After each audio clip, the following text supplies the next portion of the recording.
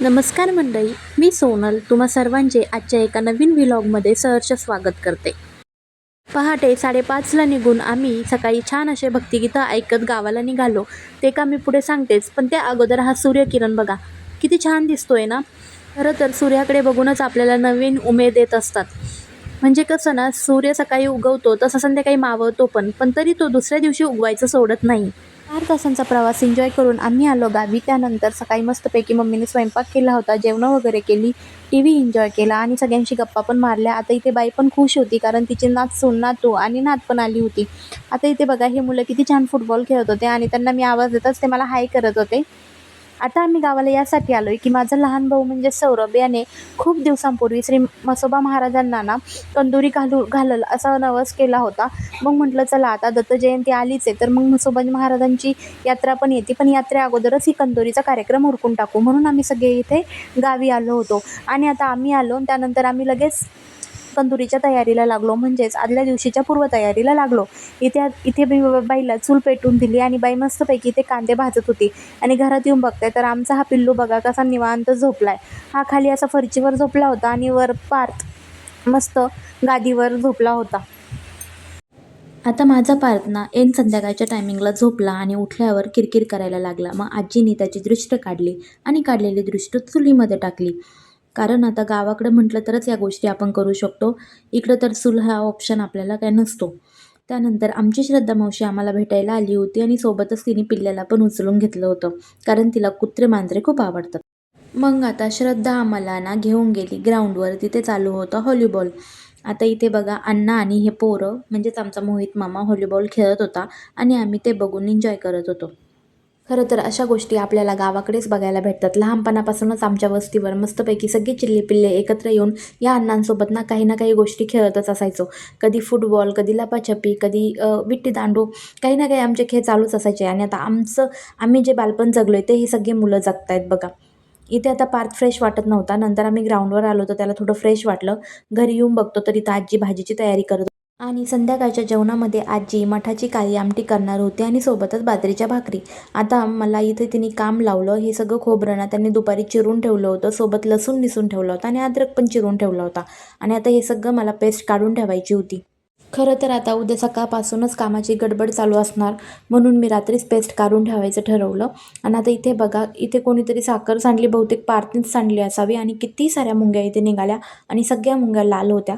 मग मी सगळ्यात पहिले पेस्ट काढायच्या अगोदर तिथे मुंग्यांना खडू लावला. आणि आता इकडे बघा, आमची हुडी घालून भाकरी थापायचं काम चालू आहे. वहिनींना थंडी खूप लागते आणि त्या पुण्यावरून येतानाच थंडीची पूर्वतयारी करून आल्या होत्या आणि इथे मस्तपैकी हुडी घालून त्यांच्या भाकरी चालू होत्या.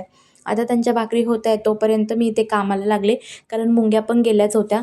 म्हटलं चला, अगोदर अद्रक आणि लसणची पेस्ट काढून फ्रीजमध्ये व्यवस्थित ठेवू आणि मग खोबरं उद्या सकाळी भाजून वगैरे दळून काढता येईल, म्हणून मी इथं लागले कामाला. आता दिवाळीला काय झालं होतं ना, जेव्हा मी माझ्या सासरी गेले तेव्हा वहिनी त्यांच्या सासरी म्हणजेच माझ्या माहेरी होत्या आणि त्यांची पण पहिली दिवाळी होती. तर मग मला यायला लेट होणार होतं म्हणून त्या सकाळीच माहेरी गेल्या होत्या. तर मग आमची भेटच झाली नव्हती. मग आता आम्ही इथे 2-1 महिन्यानंतर भेटलो, तर आमच्या गप्पा गोष्टी पण चालू होत्या आणि गप्पा गोष्टी करत करत कामं पण चालू होते. घरामध्ये कोणता पण कार्यक्रम असला ना, तर आपली थोडीफार पूर्वतयारी पाहिजेच असती. कारण काय होतं ना, म्हणजे आता मिक्सर वगैरे ह्या ज्या गोष्टी म्हटल्या तर हे सगळं लाईटवरच चालू असतं. आणि खूप वेळा असा अनुभव आला आहे की लाईट ही नेमकी म्हणजे इमर्जन्सी ज्यावेळेस असेल त्याच वेळेस लाईट जाते. म्हणून मी म्हटलं की आपण ना थोडीफार तर मसाले अगोदरच काढून ठेवू. एक रात्रीचा प्रश्न आहे, कारण सकाळी सकाळी तर मसाले यूज होणारच आहे. तर मग फ्रीजमध्ये त्या व्यवस्थित राहतीलच. आता माझं मसाले काढून होईपर्यंत वहिनींच्या भाकरी झाल्या होत्या, तर मग त्या कोथिंबीर निसायला लागल्या.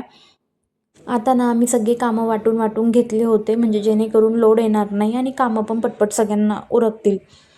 इथे तोपर्यंत ताई ताई म्हणजेच माझी मम्मी, मी माझ्या मम्मीला ताई म्हणते, ती आणि दादा आहे ना इन्व्हिटेशन द्यायला गेलेले होते.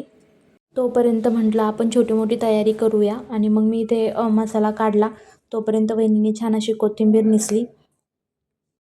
तुमच्यापैकी बऱ्याच जणांनी असा अनुभव घेतला असेल, की जेव्हा कधी आपल्या घरात कार्यक्रम असतो आणि मग आपली अशी अगोदर पूर्वतयारी जर बाय चान्स नसली, तर कार्यक्रमाच्या दिवशी एकतर खूप धावपळ होती किंवा मग लक बाय चान्स असं काहीतरी होऊन जातं, की आपल्या कामांना वेळ लागतो. म्हणजेच माझ्यासोबत तर बहुतेक वेळा असं झालंय, की मसाले वगैरेंची कामं आहे ना, मी सासरी असो की माहेरी माझ्याकडे असतात आणि मग कधी-कधी ज्यावेळेस मी चला आता त्या कार्यक्रमाच्या दिवशी करू असा विचार करते ना, त्याच दिवशी सकाळी लाईट गेलेली असेल, कुठे डी-पीलाच प्रॉब्लेम असेल किंवा मग काहीतरी मिक्सरच खराब झाला असेल, असे बहुतांश वेळा मला अनुभव आलेत. खूपदा माझ्यासोबत असंच झालंय. त्यामुळे मी म्हटलं, की यावेळी काही रिस्क घ्यायला नको, म्हणून मी आदल्या रात्रीच लसूण आणि अद्रकची पेस्ट काढायचं ठरवलं होतं. आणि आता अजून तर माझे खूप सारे कामं बाकी होते. मला हा चिरलेलं खोबरं होतं, ते मला परतवायचं होतं तेलामध्ये म्हणजे चांगलं फ्राय करून घ्यायचं होतं आणि सोबतच बाईने तुम्हाला दाखवलंच मी, की बाईने पण कांदे चुलीवर भाजून ठेवले होते. ते पण असे तेलात चांगले परतून घ्यायचे होते आणि मग त्याचा मसाला काढायचा होता. इथे कामं करता-करता आमच्या गप्पा पण एवढ्या चालू होत्या, की इकडे असं झालं, तिकडे तसं झालं, हा असं म्हटला, तो तसं म्हटला. त्यात मग मध्ये-मध्ये येऊन आमचा भाऊ आम्हाला टोमणे मारत होता, की "अरे पटपट कामं करा, गप्पा कमी करा." आणि म्हणजे सगळे ज्यावेळेस एकत्र येतो ना, त्यावेळेस ह्या सगळ्या गोष्टी तर कॉमनच असतात, हे तुम्हाला माहीतच असेल. चला असो, कार्यक्रम वगैरे येतात तेव्हाच तर खऱ्या ह्या सगळ्या गोष्टींची मजा घेता येते. म्हणजे कार्यक्रमासोबत कामांची लिस्ट पण असतेच, कामं असतात किंवा मग गडबड पण असते. पण मग सोबतच सगळे जिवलग येतात, फॅमिली मेंबर असतात. मग यांच्यासोबत थोडासा टाईम घालणं पण तेवढंच गरजेचं असतं. आपलं मन पण फ्रेश होऊन जातं. कारण इतर वेळी ज्यावेळेस आपण ऑफिस लाईफ जगत असतो किंवा मग घरी असतो. आता पुण्यात बहुतांश वेळा आपली न्यूक्लिअर फॅमिलीच असते. जेव्हा कधी आपण गावाकडे जातो तेव्हा सगळे एकत्र येत असतो. आता इथे माझा मसाला काढून झाला होता, तर मग वहिनींची अजून कोथिंबीर चालू होती, तर मी वहिनींना परत कोथिंबीर निसायला मदत केली. आम्ही पहाटे उठून आलो होतो ना, तर आम्ही दोघी पण एवढे थकलो होतो.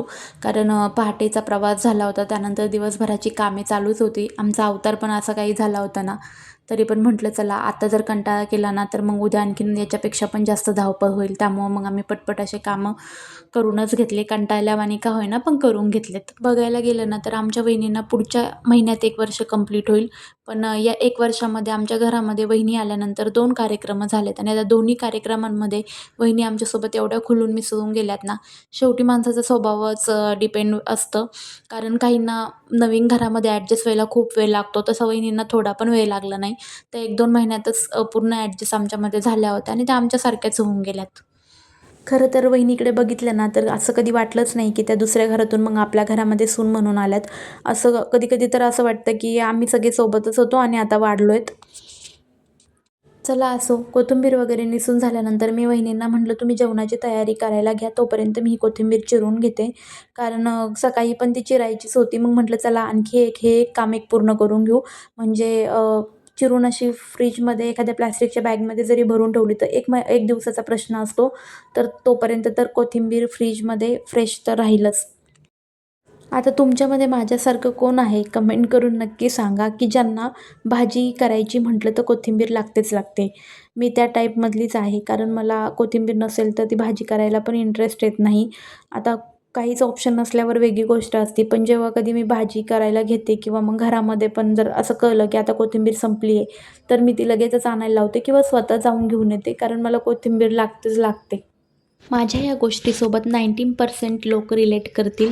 कारण बहुतांश वेळा म्हणजे सगळ्याच बायकांना आणि काही लोक पुरुष असतील जे की स्वयंपाकात इंटरेस्टेड असतील, त्यांना पण कोथिंबीर लागते स्वयंपाकासाठी. चला आता इथे मी छानपैकी कोथिंबीर चिरून घेतली आणि प्लास्टिकच्या बॅगमध्ये भरून ठेवली आणि आता आजच्या दिवसाचं एक शेवटचं काम बाकी होतं, पण तोपर्यंतच पार्थ आला आणि त्याला थोडी भूक लागली होती. मग मी बाईला त्या कामाला लावलं. तिला म्हटलं, की "एवढ्या मिरच्या निसून घे, तोपर्यंत मी पार्थला जेवण घालते." बाई इथे छानपैकी मिरच्या निसत बसली होती आणि तोपर्यंतच मी पार्थला जेवायला दिलं. मी कसं करते ना, म्हणजे जेव्हा कधी आम्ही जेवायचं असतो ना, त्या अगोदरच पार्थला थोडं जेवायला देते. कारण मुलं कशा असतात ना, लहान लहान आहे, की सारखं-सारखंच त्यांना खायला लागतं किंवा खेळत-खेळत खात असतात. मग एका टायमिंगला ते असे पोटभर जेवत नाही. मग आणि जेव्हा आपण कधी जेवायला बसतो, तेव्हा आपण खातो, मुलांना पण घालतो. त्यामुळे त्यांचं पण व्यवस्थित म्हणजे नाही का पोट भरतं, पण आपलं लक्ष आपल्या खाण्याकडं पण, त्यांच्या खाण्याकडं पण, दोघांचं पण व्यवस्थित जेवण होत नाही. म्हणून मी पार्थला पहिल्यांदा एकदा जेवायला देते. त्यात तो जेवढं खाईल तेवढं खाईल त्याच्या मनाने आणि नंतर माझ्यासोबत किंवा आम्ही जेवायला बसल्यावर परत जेवायला घेते. म्हणजे दोन्ही टायमिंगमध्ये कसं त्याचं पोट भरून जाईल आणि तो व्यवस्थित खाईल. आता इथे मग वहिनींनी तोपर्यंत छान असं सगळं पुढे मांडलं होतं पुढच्या रूममध्ये. टी व्ही बघत बघत सगळ्यांना जेवायचं होतं आणि हे सगळे जेवत होते मस्तपैकी आणि पार तिथेच तुम्हाला सगळ्यांना छानपैकी लूक देत होता. चला आता असा काही होता आमचा गावाकडचा आजचा आलेला दिवस. तुम्हाला माझे व्हिडिओज कसे वाटतात हे कमेंट करून नक्की सांगत जा किंवा मग तुमचे असे काही छोटे मोठे अनुभव असतील तर ते पण माझ्यासोबत शेअर करत जा. या चॅनलवर मी माझे आणि माझ्या पारच्या लाईफचे छोटे मोठे अनुभव शेअर करत असते. असेच नवीन नवीन अनुभव ऐकायला किंवा नवीन नवीन गोष्टी बघायला माझ्या चॅनलला सबस्क्राईब करायला विसरू नका. काळजी घ्या. बाय.